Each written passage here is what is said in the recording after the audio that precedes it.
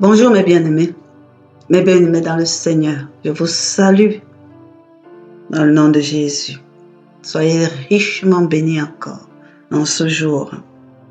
Nous voici rendus au jour 31 de notre marche spirituelle de percée pour la libération. Alléluia! Nous avons déjà parcouru un mois de travail. Oh, gloire à Dieu. Merci Seigneur Dieu Père Tout-Puissant de ce que tu nous rends capables. Alléluia, par ton esprit, d'entrer comme ça dans l'œuvre de notre Seigneur Jésus, d'obéir, Papa Seigneur, quand tu instruis. Alléluia, parce que c'est toi qui fais que tes anges nous précèdent. Et ton esprit nous donne la capacité et la force. Merci, merci, merci encore. Vraiment. En ce jour 31 de notre programme de la Pâque à la Pentecôte, je vous félicite, mes frères et sœurs, tous ceux qui suivent ce programme. Alléluia. Gloire soit donnée, prendront ce programme et qui le suivront à un temps donné au nom puissant de Jésus, entreront dans la plénitude des bénédictions qui sont libérées dans le nom puissant de Jésus. Alléluia. Nous sommes dans la 4e étape de cette marche qui part de la résurrection à l'ascension de notre Seigneur Jésus. Amen, amen, amen. Le temps de remobilisation, comme nous l'avons intitulé, où le Seigneur Jésus, alléluia, n'est pas monté au ciel directement après la résurrection, mais nous savons qu'il est apparu plusieurs fois, une dizaine de fois à ses disciples. Amen. Continuant à les enseigner, continuant à les instruire, continuant à déposer en eux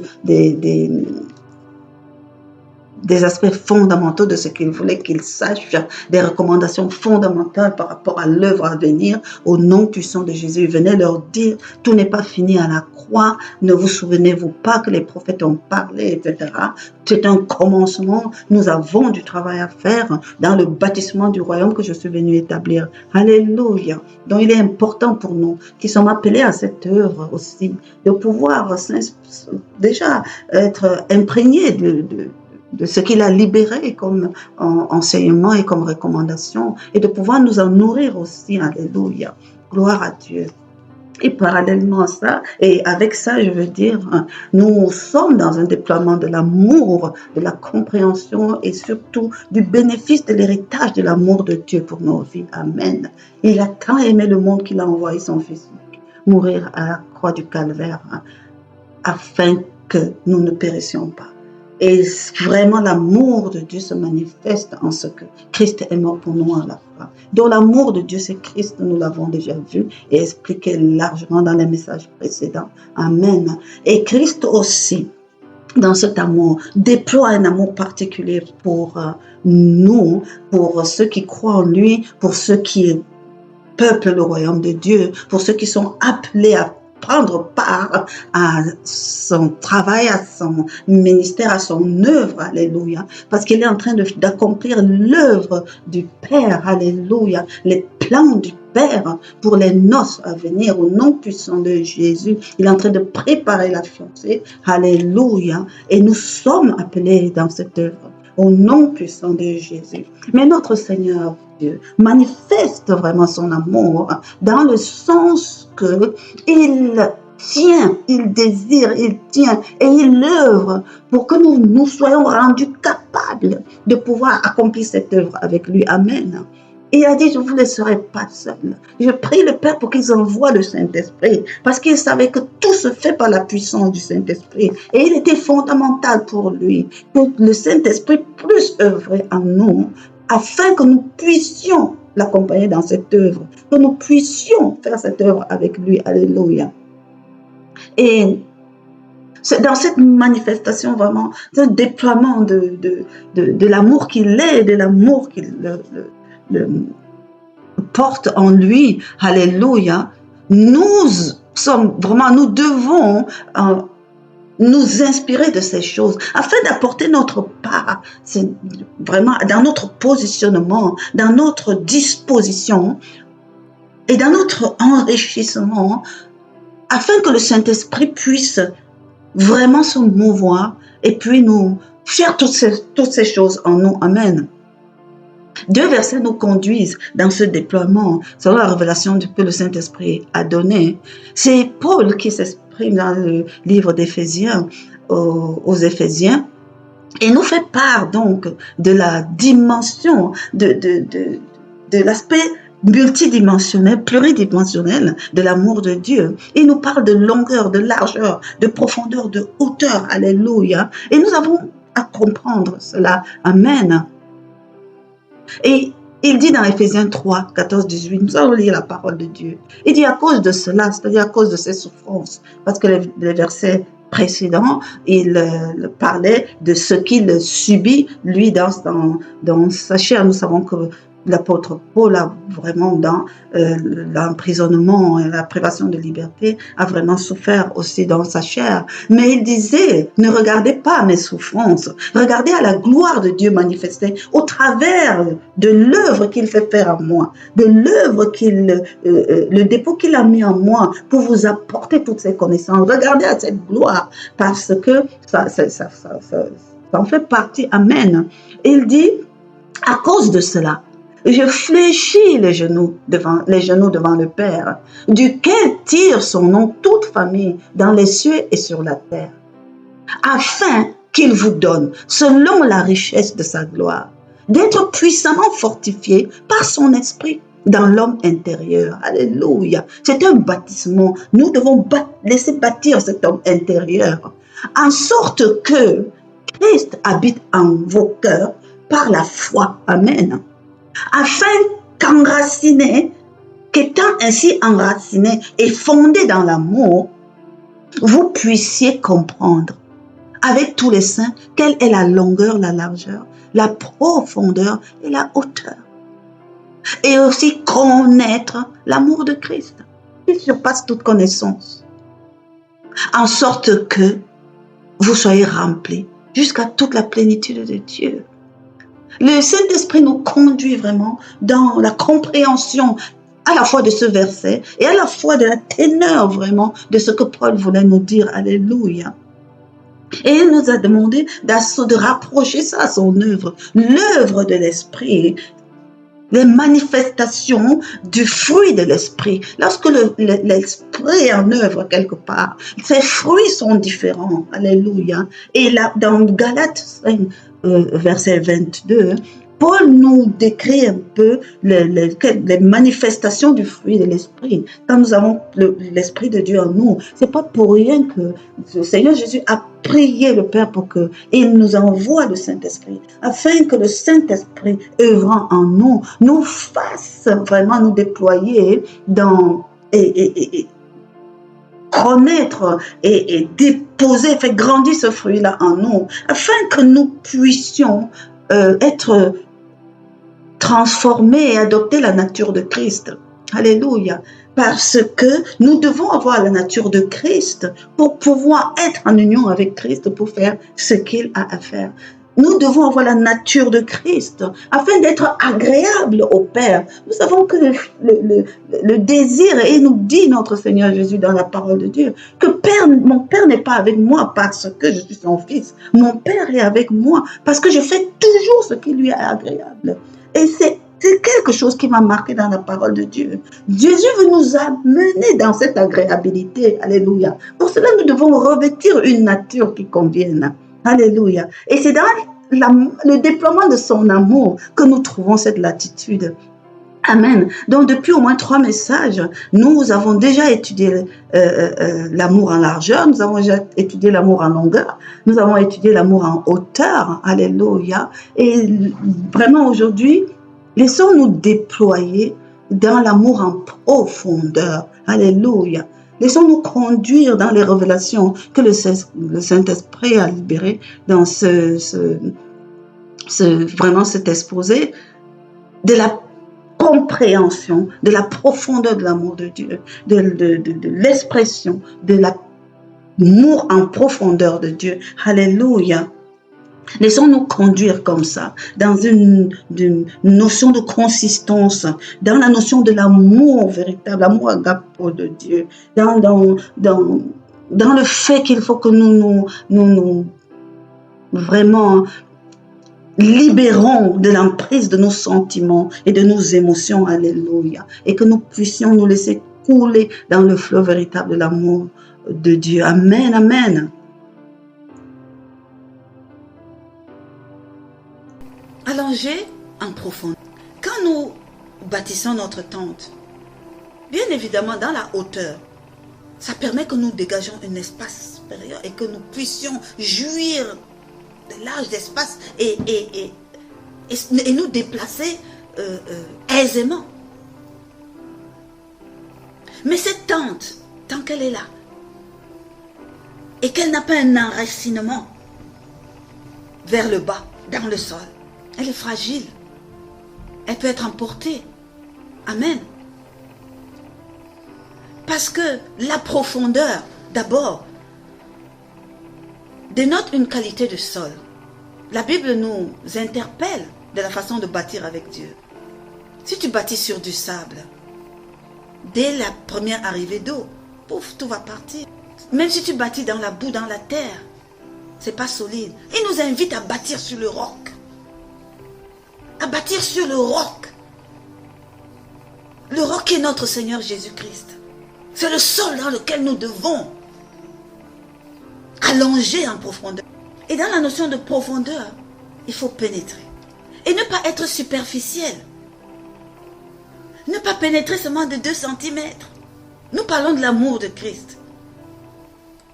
Un amour qui n'est pas profond, qui est superficiel. C'est un amour qui est charnel. C'est une façon de faire qui est charnelle. Qui s'attache au matériel. Qui s'attache aux choses juste physiques. Un profit immédiat. Une action qui agit, une action qui se fait rien que par intérêt. Qu'est-ce que je profite? Nous avons beaucoup ça dans nos langages. Dès qu'on te dit fais quelque chose. Et puis quoi? C'est ça qu'on mange? Ça m'apporte quoi? Non. Il ne faut pas être comme ça. Ça fait penser à la semence qui est lancée sur un sol pierreux. C'est-à-dire, à ce niveau, il n'y a même pas Satan, parce que l'ennemi extérieur, là, c'est quand c'est jeté au bord de la route. Non. Lorsque c'est jeté sur un sol qui est pierreux, qui est dur, parce que c'est des sols pierreux qui empêchent qu'on puisse aller en profondeur. Et quand c'est sur un sol pierreux, ce qui est semé ne prend pas racine. Et dès qu'il y a des premiers rayons de soleil, nous dit la Bible, c'est asséché. Ça meurt. Donc tout ce qui est superficiel, tout ce qui est charnel, tout ce que l'on est matériel, tout ce qui est guidé seulement par l'intérêt, n'est pas viable. Ça meurt. C'est pas périn. Ça n'amène nulle part. Amen. Il faut aussi éviter d'être moyen. Il faut éviter d'être simplement être moyen, faire les choses de façon moyenne. Juste ce qu'il faut, c'est être émotif. C'est faire des choses dans l'âme. C'est être émotionnel, être sentimental. Tout, on qualifie ça par ce que l'on ressent. Ça m'a fait mal au cœur. Il m'a blessé. Il n'a pas souri. Il était fâché. Ces choses qui s'arrêtent à l'âme. Il ne s'est pas bien comporté avec moi. Il ne m'a pas rendu service. Ah, ne laisse pas tes sentiments jouer au yo-yo avec ton rendez-vous divin. Quelles qu'en soient les causes. C'est trop dur, c'est trop ceci, tout ça. Je ne peux pas. Oh, je suis fatigué. Tout cela, c'est lié à ton état d'âme. Ne laisse pas l'état de ton âme affecter ton rendez-vous divin, limiter ton rendez-vous divin. La parole de Dieu nous parle de la prospérité quelque part. Et il dit, je souhaite que vous prospérez comme prospère l'état de votre âme. En réalité, il était en train de vous dire que si vous ne traitez pas avec votre âme, votre prospérité sera à sa mesure. Si tu es trop émotif, ta prospérité sera... Parce que ça joue avec toi. La parole de Dieu, quand il parle des sols et des cœurs, Il dit c'est la semence qui est jetée dans les ronces. C'est une semence jetée dans une terre remplie de ronces et d'épines. Les situations environnementales, les problématiques du monde viennent étouffer cette semence. Elle aussi elle finit par mourir. Elle essaye de pousser bien tant bien que même elle finit par mourir. Ce n'est pas viable. Ce n'est pas périn. N'investis pas là-dedans. Ça limite ta destinée. Ne sois pas très émotif. Transcende ton âme. David disait, mon âme bénit l'Éternel. Mon âme loue l'Éternel. Amen. Moi je crois que c'est ce que nous devons dire tous les jours. Quand un sentiment commence à nous submerger. Mon âme loue l'Éternel. Fais que ton esprit domine. Ne regarde pas les gens, ne regarde pas les circonstances. Sur le plan des sentiments, sur le plan de l'émotion. Essaye de transcender les choses et regarder les choses, ce qui se cache derrière. De se dire, il y a du bon dans telle ou telle personne. Il y a du bon en chacun de nous. Et particulièrement, il y a du bon en tous ceux qui confessent Christ. Même si rien de visible là et de ressenti ne permet de dire qu'il y a quelque chose de bon, il y a quelque chose de bon. Alléluia. Il y a quelque chose de bon en tous ceux qui sont autour de vous. Il faut seulement que nous ayons allongé en largeur, en longueur, en hauteur pour voir ça. Amen. Il faut que nous ayons décidé d'aller profondément enfoncer nos pieds pour voir, pour laisser paraître ce qu'il y a de bon. Amen. Il faut être profond. Il faut chercher la profondeur de Dieu. Il faut aller comme ça, allonger jusque dans l'esprit. Amen.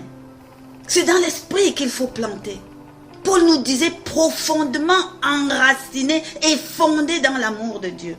Mais bien sûr, parce que nous avons fait le tour des fruits de l'esprit. Nous les avons parcourus tous en longueur, en largeur, en hauteur. Figurez-vous que le seul qui reste parmi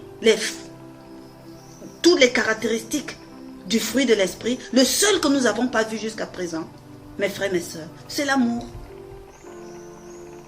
C'est l'amour. Parce que tout ça là, en fait, c'est l'amour de Christ. C'est l'amour, ce qu'on appelle l'agapé de Dieu. L'agapao de Dieu.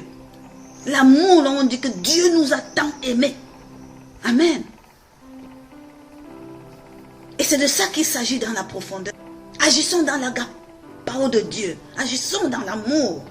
Dans cette profondeur de l'amour, là. En plantant profondément dans l'esprit. Dans Éphésiens, Paul nous disait, en comprendre la largeur, la longueur, la hauteur, la profondeur, et connaître l'amour de Christ, qui surpasse toute connaissance, en sorte que vous soyez remplis jusqu'à toute la plénitude de Dieu. Oh, Dieu est amour. Il dit qu'il nous remplit de sa plénitude, qu'il nous remplisse de son amour. Amen, amen, amen. Comment est-ce qu'on peut planter dans l'esprit? Comment est-ce qu'on plante dans l'esprit? Comment est-ce qu'on allonge en profondeur jusque dans l'esprit? Alléluia. Premièrement, il faut chercher le royaume de Dieu. La parole de Dieu nous dit dans Matthieu 6, 33, on connaît ce verset. Cherchez premièrement le royaume et la justice de Dieu, et toutes ces choses vous seront données par-dessus. Premièrement, Dieu instruit. Si on veut le connaître, si on veut avoir sa plénitude, cherchez premièrement le royaume et la justice. Alléluia. Il s'agit de quoi? Quand on cherche quelque chose, on est comme un enquêteur. On est comme un fouineur. On réfléchit. On explore. On observe. On désire profondément comprendre. On est curieux. On désire savoir des choses. On questionne. Le Saint-Esprit notamment. On médite. On apprend. On met ses sens en éveil.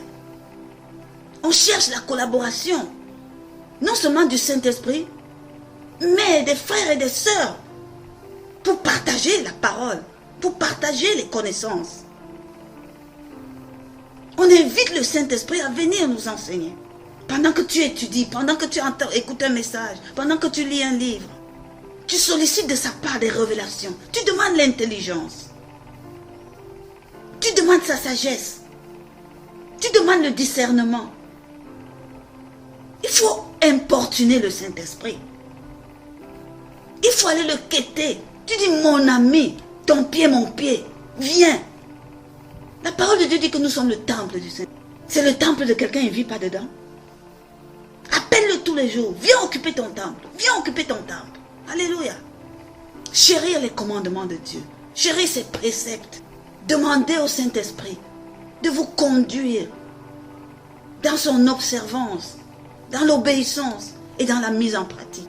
De vous aider à ça. Amen. Voilà comment on cherche le royaume de Dieu.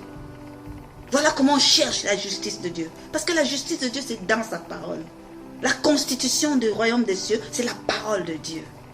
Donc si on ne connaît pas la parole de Dieu, c'est qu'on ignore les lois qui régissent le monde dans lequel tu es. Et il y a un dicton qui dit, nul n'est censé ignorer la loi. Si tu vis dans un pays, tu n'es pas censé ignorer la loi. Tu ne peux pas dire, je ne savais pas. Tu n'es pas censé ne pas savoir.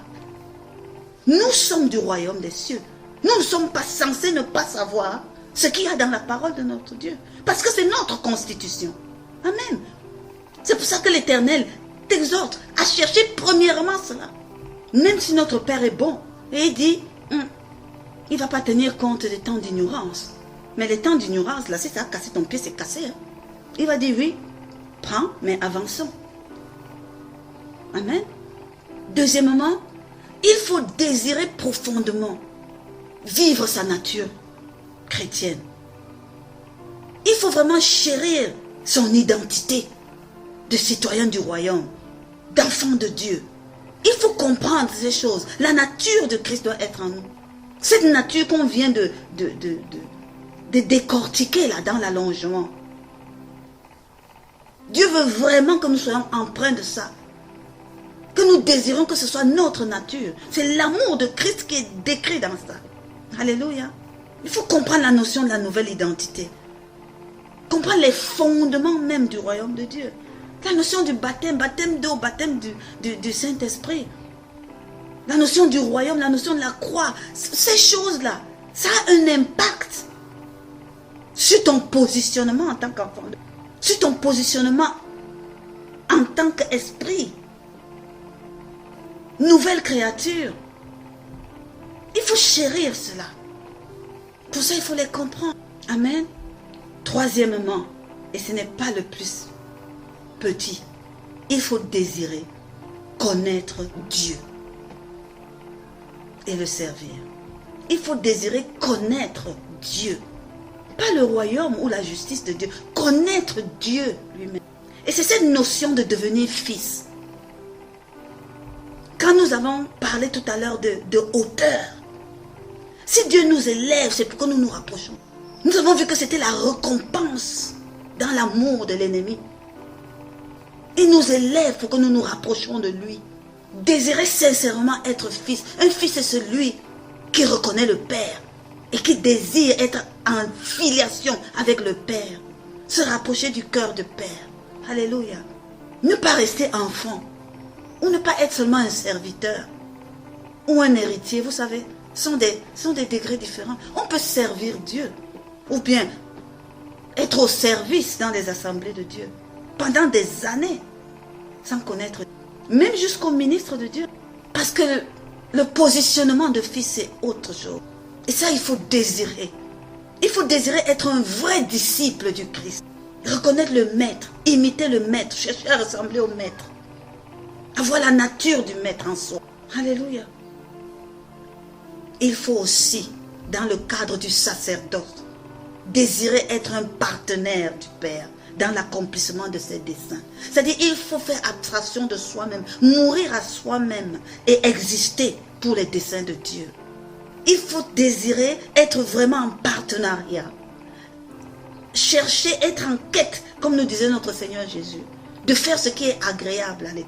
Désirer profondément que son règne vienne et que sa volonté se fasse. C'est une autre, ça n'a rien à voir avec le service que l'on peut faire. Ça a à voir avec ton intimité et ta collaboration avec Dieu le Père pour des missions spéciales, pour des actions spéciales. Parce qu'il y a des actions générales que notre Seigneur Jésus a libérées. Et pour accomplir même ces actions générales, il faut justement que les estimés de parfois l'Éternel demande qui monte à la brèche. Parce qu'au-delà des généralités, j'ai des choses spécifiques à faire par chacun. Et il a comme ça une tâche pour ceux qui désirent. Allez. Souvenez-vous du fil blanc. Souvenez-vous du fil de ceux qui veulent marcher derrière Christ.